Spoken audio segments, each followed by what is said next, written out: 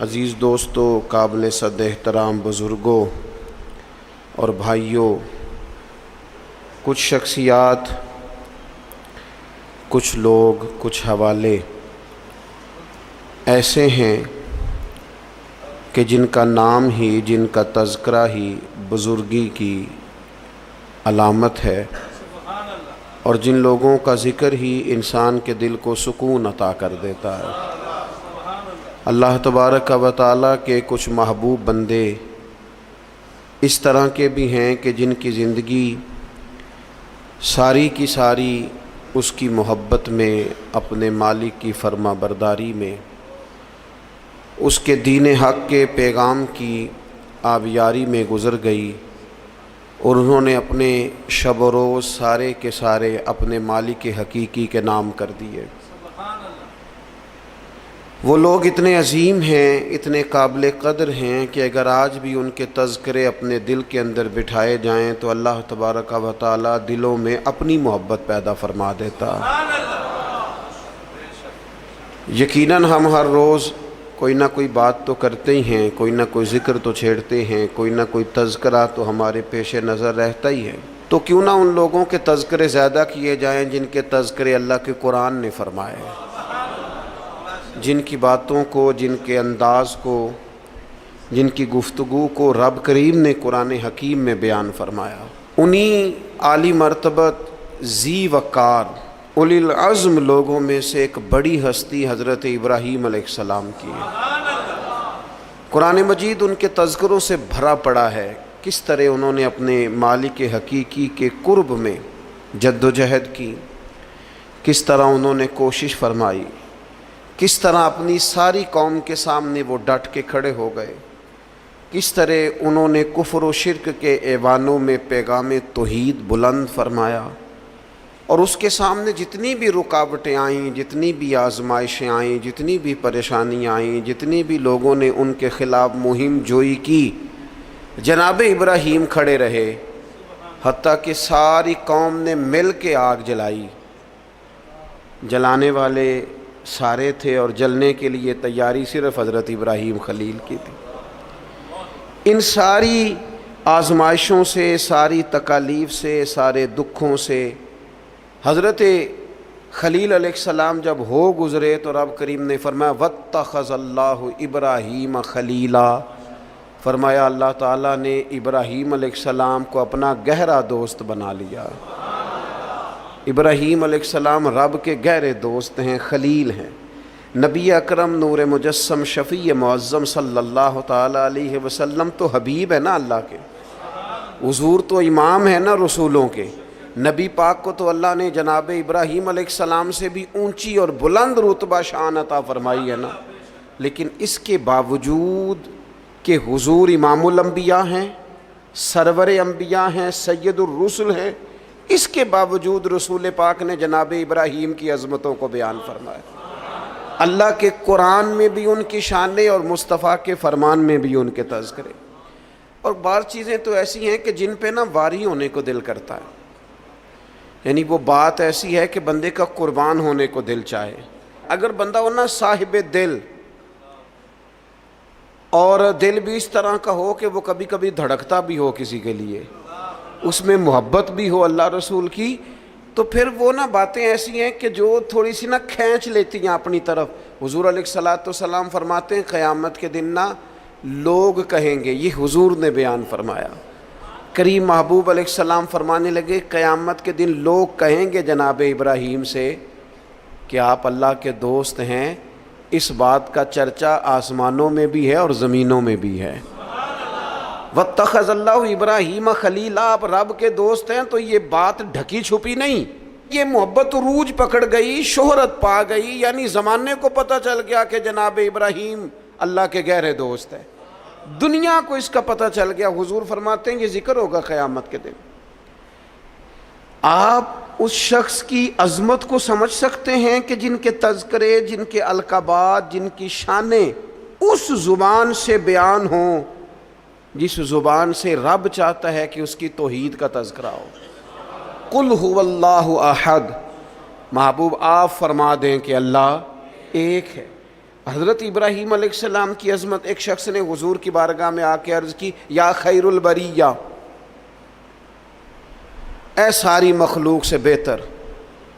تو محبوب نے مسکرا کے دیکھا، آنکھیں کھولی، محبت بھرے انداز میں فرمایا، یہ جو تم نے مجھے خیر البریہ کہا ہے نا، یہ تو حضرت ابراہیم علیہ السلام ہے۔ گویا حضور فرمانے لگے یہ لقب جناب ابراہیم کا ہے، اپنے اپنے القابات ہوتے ہیں نا، آج کل القابات چوری کرنے کا بھی بڑا مزاج ہے، بڑا مزاج ہے، سب کو لقب چوری کرنے، یہ بھی میرا حصہ ہے، یہ بھی میرا حصہ ہے، یہ بھی میرا۔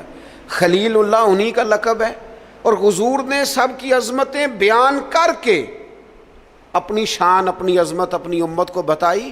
فرمایا جناب موسیٰ کلیم اللہ ہیں اور بے شک ہیں، حضرت عیسیٰ روح اللہ ہیں اور بے شک ہیں، فرمایا جناب اسماعیل ذبیح اللہ ہیں اور بے شک ہیں، حضرت ابراہیم خلیل اللہ ہیں اور ہیں، لیکن فرمایا اعلیٰ وانا حبیب اللہ، یہ یاد رکھنا مجھے اللہ نے اپنا محبوب بنایا ہے، میں محبوب ہوں۔ اس بات کا تو یعنی ان کی عظمتوں کی موجودگی میں، وہ کسی نے اعلیٰ حضرت کے سامنے کہا تھا نا، شان یوسف جو گھٹی وہ بھی اسی در پہ گھٹی، تو فرمایا یہ غلط بات تو نے کیوں کی؟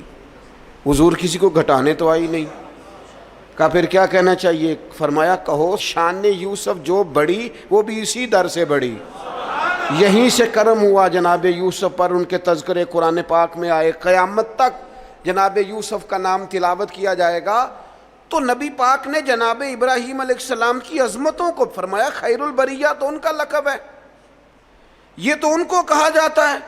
حضور کے جو القابات ہیں وہ تو گنے نہیں نہ جا سکتے، لیکن نبی پاک علیہ السلام تو شانے دینے آئے ہیں نا، عظمت عطا فرماتے ہیں۔ حضرت ابراہیم کی عظمت جو امت کے دلوں میں حضور نے بٹھائی ہے، ان کی بلندی، ان کی شان، ان کا مرتبہ، ان کا مقام، میں نے کہا حضور امام الانبیاء ہیں، حضور سرور انبیاء ہیں، نبی پاک علیہ السلام امام ہیں جناب ابراہیم کے۔ حضرت ابراہیم نے بیت المقدس میں حضور کے پیچھے نماز ادا کی ہے، پر حضور فرمانے لگے ہر نبی نے نبیوں میں سے کسی نہ کسی کو دوست بنایا، نبیوں کی نبیوں سے دوستیاں ہوئیں، تو فوراً ذہن کی سطح پر سوال اٹھتا تھا حضور آپ کا دوست کون ہے؟ انبیاء کی صفوں میں ایک دوسرے سے دوستیاں لگیں، ہر نبی کی کسی پیغمبر سے دوستی ہوئی، تو یا رسول اللہ آپ کا دوست کون ہے؟ حضور فرمانے لگے میرے دوست وہی ہیں جنہیں اللہ نے اپنا خلیل بنایا ہے، وَاتَّخَذَ اللَّهُ إِبْرَاهِيمَ خَلِيلًا، وہ میرے دوست ہیں جنہیں اللہ نے اپنا دوست بنایا۔ اور بعض چیزیں تو ایسی باریک ہیں کہ وہ جیسے بندہ زیادہ گہرائی میں نہیں اتر جاتا، زیادہ باریک ہو جاتا ہے اور چیزوں کو بڑی قریب کی سطح تک آ کے اس خوبصورتی اور اس کا حسن ملاحظہ کرتا ہے، اور انسان ان ساری نسبتوں سے بھی پیار کرتا ہے جن کا تعلق محبوب سے ہو جاتا ہے، ان گلیوں سے بھی پیار ہو جاتا ہے، ان رستوں سے بھی پیار ہو جاتا ہے۔ کسی نے بابا فرید سے رستہ پوچھا تھا دلی میں کسی شہر کا، کسی محلے کا، کسی علاقے کا، تو فرمانے لگے نہیں آتا۔ کب سے ہو دلی میں؟ فرمانے لگے سالوں بیت گئے۔ تو کہا گلی کا نہیں آتا؟ کہنے لگے دو رستے مجھے بالکل صحیح آتے ہیں، دو بالکل صحیح آتے ہیں رستے، بالکل پکے، ایک جو خواجہ قطب الدین صاحب کے گھر جاتا ہے، اور دوسرا اگر وہ حکم دیں تو جو واپس آتا ہے۔ دو رستے، ایک کو یار دی یاد پکائیے تے وہ یاد مکمل کیتی ہے۔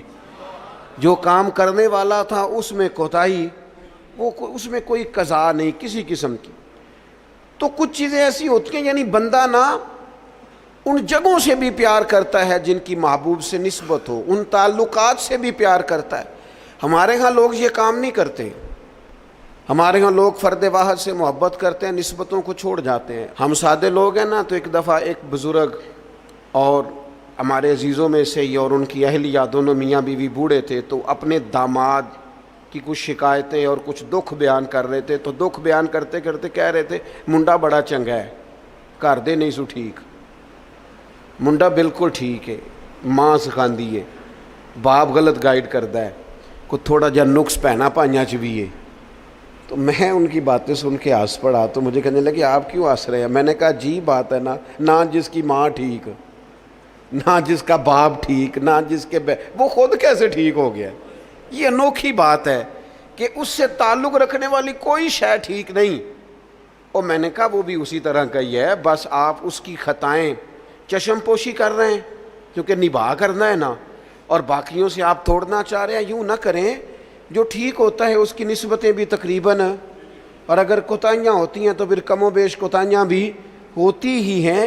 ہمیں سمجھنا ہے اس بات کو کہ نسبت جو نا، نسبت اس کا بھی، اگر محبوب سے پیار ہے تو محبوب کی اولاد پاک سے بھی پیار، اگر حضور سے پیار تو جو حضور کی گلیوں میں محبوب کے ساتھ چلتے تھے صحابہ ان سے بھی پیار، اگر محبوب سے پیار تو پھر حضور کو مکے سے پیار تو ہمیں بھی مکے سے پیار، اگر محبوب سے پیار تو نبی پاک کو شہر مدینہ سے محبت تو ہماری مدینے پہ جانے بھی قربان، اور اگر حضور علیہ السلام کو مسواک پیاری تو ہمیں بھی پیاری، حضور کو داڑھی شریف سے محبت تو ہمیں بھی بڑی محبت، نبی پاک کو کتاب و سنت کی تعلیمات کے ابلاغ سے شغف تو ہم زندگی لٹا دیں گے اسی کام میں۔ جو چیز حضور کو پیاری، نسبتوں کا جو منج ہونا چاہیے، جو انسان کے دل میں قدر ہونی چاہیے، اس سے کبھی کوتاہی نہ کریں، ورنہ آہستہ آہستہ آہستہ آہستہ پھر انسان اصل سے بھی جاتا ہے۔ حضور علیہ السلام نے فرمایا چھپکلی کو مار دو، چھپکلی نظر آئے مار دو۔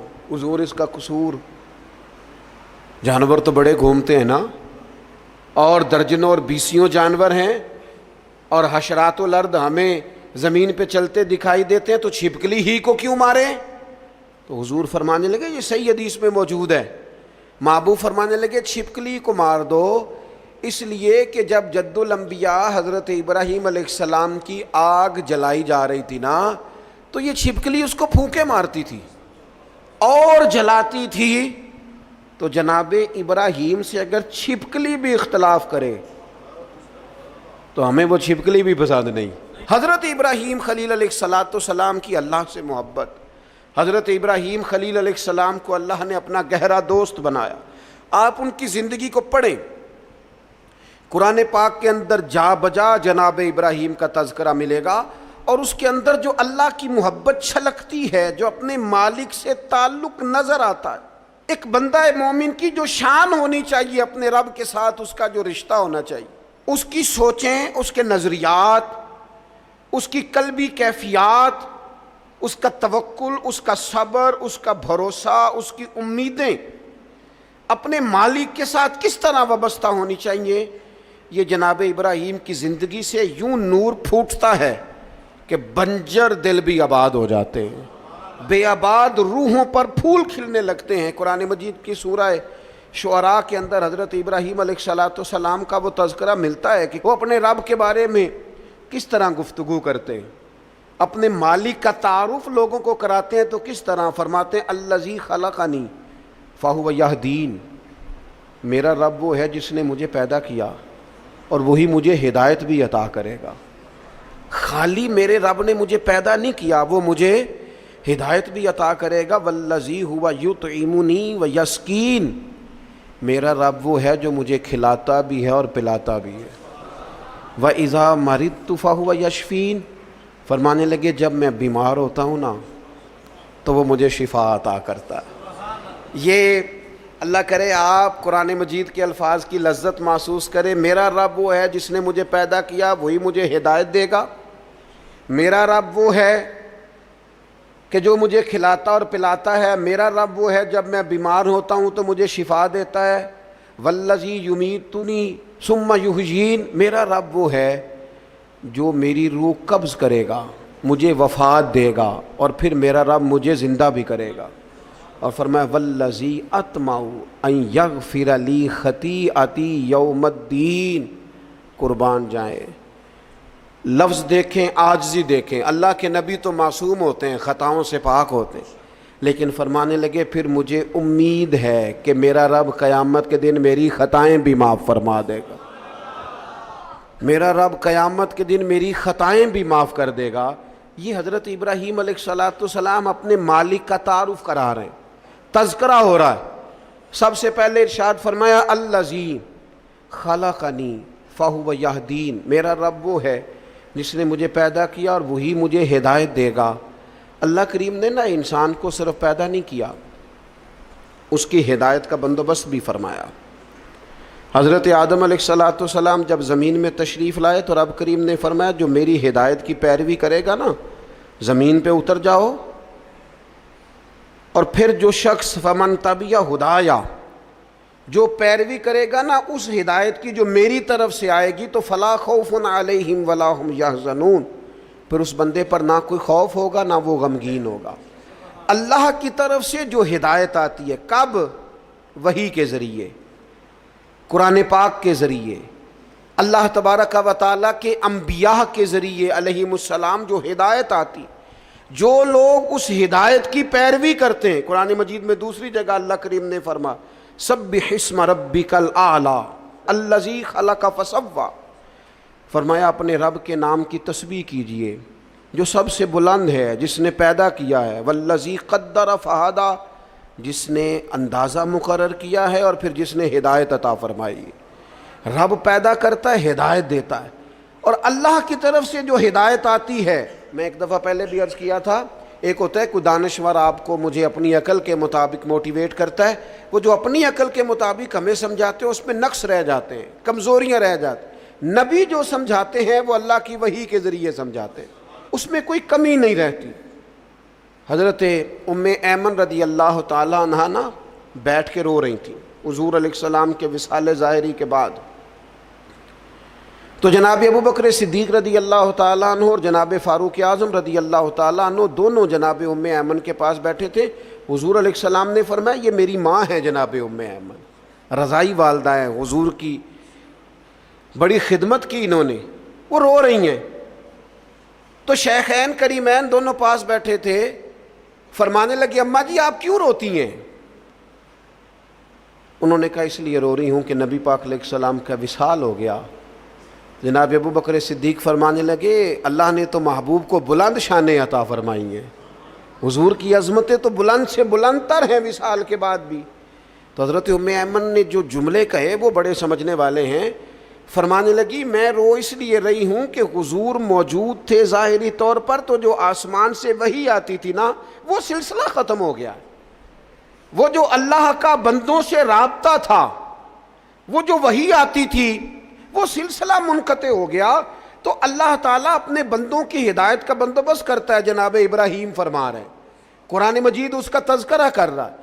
ہمیں وہ ہدایت لینی چاہیے جو کتاب و سنت سے ہمیں ملتی ہے، وہ رہنما اصول لینے چاہیے جو ہمیں کتاب و سنت سے میسر آتے ہیں۔ ہمارے ہاں برادری کے رسم و رواج، قبائلی رسم و رواج، علاقائی ضروریات، اور پھر یہ کہ میں اب چونکہ فیشن بدل گیا، اب چونکہ حالات بدل گئے، اس تناظر میں ہم اپنی زندگی کو ترتیب دیتے ہیں، نتیجہ جو نکلتا ہے کہ زمانہ گزر گیا ہے، ہمارے حالات بہتر ہونے کو آ ہی نہیں رہے۔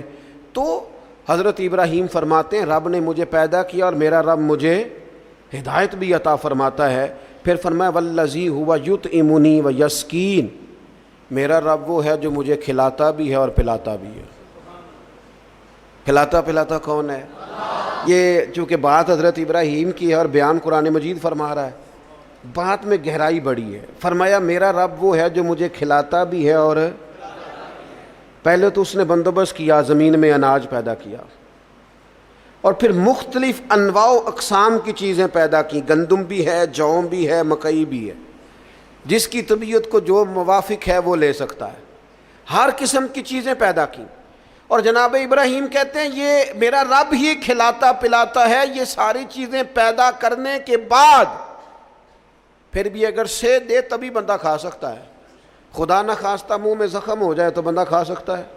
پکی ہوئی ہے چیز، آ گئی ہے آپ کے سامنے پڑی ہے، نہیں کھا سکتے۔ کھائیں گے کب؟ جب رب کھلائے گا۔ پئیں گے کب؟ جب رب پلائے گا۔ سامنے چیزیں پڑی ہیں، بہترین بنی ہوئی ہیں، وہ کہتا ہے میرا معدہ قبول نہیں کرتا، اب میں اس کو ہضم نہیں کر پاتا، اب میری طبیعت کے ساتھ جناب ابراہیم علیہ السلام کی باتیں، رب کی محبت میں کی ہوئی باتیں، اللہ کے پیار میں کی ہوئی باتیں، فرمانے لگے کھلاتا بھی اللہ ہے، پلاتا بھی اللہ۔ میرے نبی پاک علیہ السلام نے اس بات کو بڑا کھول کے بیان کیا جب سرور کائنات صلی اللہ علیہ وسلم نے وصلی روزے رکھے نا، مسلسل روزے، سرکار افطار نہیں کرتے، مسلسل روزہ رکھ لیتے. تو بعض صحابہ نے بھی رکھے تو ان کی طبیعت میں نکاہت آ گئی، علیل ہو گئے. تو حضور نے فرمایا تم میں میری مثل کون ہے؟ فرمایا میں تو اپنے رب کے پاس رات گزارتا ہوں، مجھے کھلا بھی دیتا ہے پلا بھی دیتا ہے. مجھے میرا رب کھلاتا پلاتا ہے، کھلاتا پلاتا رب بھی ہے. آپ یقین کریں نعمتیں جتنی مرضی ہوں. والذی ہوا یطعمنی ویسقین، جناب ابراہیم کہتے ہیں میرا رب مجھے کھلاتا ہے اور میرا رب ہی مجھے. پھر حضرت ابراہیم آگے فرماتے ہیں وَإِذَا مَرِضْتُ فَهُوَ يَشْفِينِ، وَإِذَا مَرِضْتُ فَهُوَ يَشْفِينِ، فرمایا جب میں بیمار ہوتا ہوں تو میرا رب مجھے شفا. سبحان اللہ. جناب ابراہیم کا انداز دیکھیے، فرمایا بیمار میں ہوتا ہوں، یہ نہیں فرمایا وہ بیمار کرتا ہے، بیمار میں ہوتا ہوں. یہ عاجزی دیکھیں، یہ تعلیم امت دیکھیں، یہ سمجھانے کا انداز دیکھیں. جب میں بیمار ہوتا ہوں نا وہ مجھے شفا عطا کرتا ہے. اللہ کے انبیاء کرام علیہم السلام یا اولیاء کرام جب بیمار ہوتے ہیں نا تو ان کی بیماری آزمائش ہوتی ہے، ان کے درجات کی بلندی ہوتی ہے، اللہ کا قرب اور بڑھتا ہے. ان کی بیماری معاذ اللہ کسی قسم کی سزا نہیں ہوتی. لیکن میری اور آپ کی طرح کے لوگ، ہم جو گناہگار لوگ ہیں، ہم کیوں بیمار ہوتے ہیں جی؟ شوگر کیوں ہوتی ہے؟ زیادہ میٹھا کھایا، اپنے جسم کو آرام دہ کیا، کوئی ورزش نہیں کی، کوئی کوشش نہیں کی، کوئی جد و جہد نہیں کی. مومن کی زندگی اس طرح نہیں ہوتی کہ وہ ساری بستر کی نظر کر دے، وہ موبائل لے کے لیٹا ہے تو لیٹا ہی لیٹا ہے. یہ اس کی لائف نہیں ہوتی. مومن کی زندگی فعال ہوتی ہے، جد و جہد والی ہوتی ہے، کوشش والی ہوتی ہے، اس کے اندر ہمت اور توانائی پائی جاتی ہے. مومن کا کام ہے مسلسل آگے بڑھنا، کوشش کرنا. لیکن ہمارے ہاں اب وہ سستی، وہ روایتی آرام طلبی، اقبال کہنے لگے لہو مجھ کو رلاتی ہے جوانوں کی تن آسانی. تو یہ اسی طرح جو لوگ زیادہ چکنائی استعمال کرتے ہیں، وہ بد پرہیزی کرتے ہیں، زیادہ مرغ اور زیادہ مسالہ جات چیزیں استعمال کرتے ہیں تو کولیسٹرول ہو جاتا ہے، خدا نخواستہ دل کے امراض بڑھ جاتے ہیں اور بہت سارے امراض لاحق ہو جاتے ہیں. تو یہ ہماری جو بیماریاں ہیں نا وہ تو ہماری وجہ سے ہیں. تو جناب ابراہیم علیہ السلام فرمانے لگے جب میں بیمار ہوتا ہوں تو میرا رب مجھے شفا دیتا ہے. میں نے کہا اللہ کے نبی جو ہوتے ہیں، پیغمبر جو ہوتے ہیں، ان کی بیماری تو کسی ان کی معاذ اللہ کمزوری کی وجہ سے نہیں ہوتی، وہ تو معصوم ہے. فرمایا جب میں بیمار ہوتا ہوں، ہماری تعلیم کے لیے فرمایا جب میں بیمار ہوتا ہوں، کمزوری کی، غلطی کی، بیمار ہو گئے، لیکن وہ بڑا کریم ہے، وہ اپنے فضل سے شفا عطا فرما دیتا ہے. وہ اپنے بندوں کو، نبی پاک علیہ الصلوۃ والسلام فرماتے ہیں رب نے کوئی بیماری نہیں پیدا کی جس کی دوا نہ پیدا کی ہو. وہ میں اکثر کہتا ہوں بعض لوگ تھوڑے زیادہ نیک ہو جاتے ہیں، نیکی بھی تھوڑی چند قدم آگے گزار لیتے ہیں شریعت سے آگے، کچھ زیادہ ہی پرہیزگار ہو جاتے ہیں. وہ خدا کے بندے دائرہ شریعت کے اندر حضور نے منع فرمایا تھا ساری رات کھڑے ہو کے عبادت نہ کرنا، کچھ دیر آرام بھی کرنا. جی میں نے عبادت ہی کی ہو، بھائی عبادت کر، پر جو دین تجھے بتاتا ہے اس کے دائرے میں رہ. وہ جی ہم دوائی نہیں استعمال کریں گے، ہمارا اللہ پہ بھروسہ ہے. او خدا کے بندے جب حضور فرما رہے ہیں، نبی کریم فرما رہے ہیں کہ اللہ نے کوئی مرض ایسا نہیں پیدا کیا جس کی دوا پیدا نہ کی ہو سوائے بڑھاپے اور موت کے.